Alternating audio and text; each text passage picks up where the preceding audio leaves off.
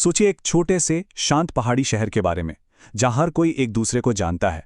अब सोचिए कि उसी शहर में एक ही रात में एक पूरे परिवार को बेरहमी से मार दिया जाता है। आज हम बात करेंगे केडी केबिन की अनसुलझी हत्याओं की। एक ऐसा मामला जो 40 साल बाद भी जांच करने वालों के लिए एक बड़ी पहेली बना हुआ है। बात है 1981 की। जगह एक छोटा सा रिसॉर्ट केबिन, और उस केबिन के अंदर 4 लोगों की लाशें मिलीं, बेरहमी से कत्ल की गईं। लेकिन इस पूरी कहानी का सबसे हैरान करने वाला पहलू तो कुछ और ही था। पता है क्या? ठीक बगल वाले कमरे में 3 छोटे बच्चे सो रहे थे और उन्हें एक खरोंच तक नहीं आई थी, पूरी तरह से सेफ। यही वो सवाल है जो आज तक सबको परेशान करता है। आखिर ऐसा कैसे हो सकता है? कुछ ही फीट की दूरी पर इतना भयानक कत्लेआम हो रहा हो और 3 बच्चे आराम से सोते रहें। क्या उन्होंने वाकई कुछ नहीं सुना, या फिर क्या उन्हें जानबूझकर छोड़ दिया गया था? यही वो गुत्थी है जिसने दशकों तक जांच करने वालों के होश उड़ाए रखे। तो चलिए कहानी की बिल्कुल शुरुआत में चलते हैं। तारीख थी 12 अप्रैल 1981 की सुबह। परिवार की एक टीनेज बेटी शीला शार्प उस रात अपनी एक दोस्त के घर रुकी हुई थी। जब वो सुबह घर लौटी, उसने दरवाज़ा खोला और उसके सामने जो नज़ारा था उसकी उसने सपने में भी कल्पना नहीं की होगी। केबिन के अंदर का मंजर दिल दहला देने वाला था। माँ सू शार्प, उनका 15 साल का बेटा जॉनी और जॉनी का दोस्त 17 साल का डैना विंगेट, तीनों को बांधकर मार दिया गया था। 12 साल की बेटी टीना, वो गायब थी। और फिर वो 3 बच्चे जो बच गए थे, सू के 2 छोटे बेटे रिक और ग्रेग और उनका एक दोस्त जस्टिन, उसी केबिन में लेकिन जिंदा। इस हत्याकांड के बाद दशकों तक बस खामोशी छाई रही। 1981 में कत्ल हुए। 3 साल बाद 1984 में जो बेटी लापता थी टीना, उसकी खोपड़ी के कुछ हिस्से मिले। और फिर लगभग 30 साल का लंबा, बहुत लंबा इंतजार, जब तक कि 2013 में इस ठंडे पड़ चुके केस को दोबारा खोला नहीं। तो शक की सुई आखिर घूमी केस पर, और यही बात इस केस को और भी अजीब बनाती है। जो मुख्य संदिग्ध थे वो शार्प परिवार से सिर्फ 2 केबिन दूर ही रहते थे। उनके नाम थे मार्टी स्मार्ट और उसका रूममेट बो बाउबेट। तो सवाल उठता है कि आखिर मकसद क्या था? रिपोर्ट्स की माने तो वजह थी सू शार्प की एक दोस्त की मदद करने की कोशिश। वो असल में मार्टी की पत्नी मर्लिन को उसके खराब रिश्ते से बाहर निकलने में मदद कर रही थी, और मार्टी, उसे ये बात बिल्कुल पसंद नहीं आई। उसे लगा कि सू उसकी जिंदगी में दखल दे रही है, और इसी बात पर वो गुस्से से पागल हो गया था। और यहीं से कहानी में एक बहुत बड़ा सबूत सामने आता है। एक ऐसा सबूत जिसे कई सालों तक किसी ने देखा ही नहीं। हत्याओं के ठीक बाद मार्टी स्मार्ट ने अपनी पत्नी को एक खत लिखा था, और उसमें जो लिखा था उसे सुनकर रोंगटे खड़े हो जाते हैं। उसने लिखा, मैंने तुम्हारे प्यार की कीमत चुका दी है, और अब जब मैंने इसे 4 लोगों की जान से खरीदा है तो तुम कहती हो कि हमारा रिश्ता खत्म हो गया।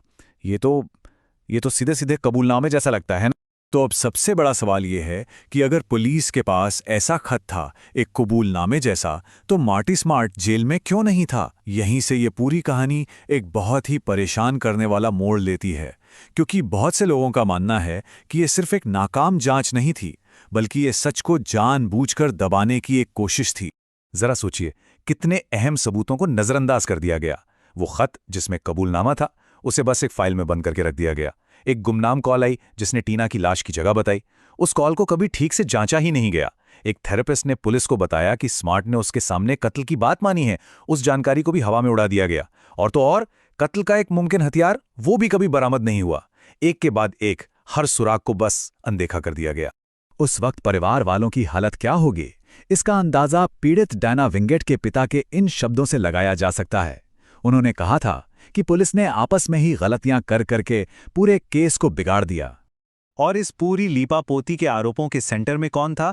उस वक्त के शेरिफ डग थॉमस और मुख्य संदिग्ध मार्टी स्मार्ट। कहा जाता था कि दोनों में गहरी दोस्ती थी। शेरिफ में माना तो था कि उसने स्मार्ट और उसकी पत्नी को सलाह दी थी, लेकिन दोस्ती की बात से साफ इनकार कर दिया। फिर भी ये शक हमेशा बना रहा कि शायद इसी दोस्ती की वजह से पूरी जांच को भटका दिया गया। लेकिन फिर दशकों बाद 2013 में जब इस केस की फाइलें दोबारा खुलीं, तो नए जांचकर्ताओं को वो सारे सबूत मिलने लगे जो सालों से कहीं दबे हुए थे। जो नए शेरिफ थे, ग्रेग हैगवुड, उन्होंने पुरानी फाइलों की धूल झाड़नी शुरू की, और उन्हें क्या मिला? वही गुमनाम 911 कॉल का टेप। उनके शब्द थे, ये टेप इतने सालों तक एक सीलबंद लिफाफे में क्यों पड़ा रहा? इसे कभी खोला क्यों नहीं गया?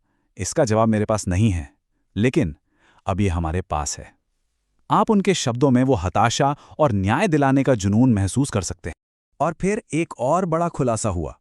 एक जांचकर्ता ने उस थेरेपिस्ट को ढूंढ निकाला और उस थेरेपिस्ट ने कंफर्म किया कि हाँ, मार्टी स्मार्ट ने कत्ल की बात कबूली थी।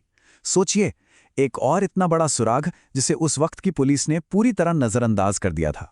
तो अब इतने सारे नए सबूतों के साथ ये केस आज कहाँ खड़ा है? सच तो यह है कि भले ही सारे सबूत एक ही तरफ इशारा कर रहे हैं, लेकिन दोनों मुख्य संदिग्ध मार्टी स्मार्ट और बो बाउबिड अब इस दुनिया में नहीं हैं। दोनों की मौत हो चुकी है। आज की स्थिति देखें तो कुछ ऐसी है। मार्टी स्मार्ट के खिलाफ सबूतों का एक पहाड़ खड़ा है। करीब 6 लोग आज भी जिंदा हैं जिनसे पूछताछ की जा सकती है, शक के दायरे में है, लेकिन ऑफिशियल चार्ज एक भी नहीं।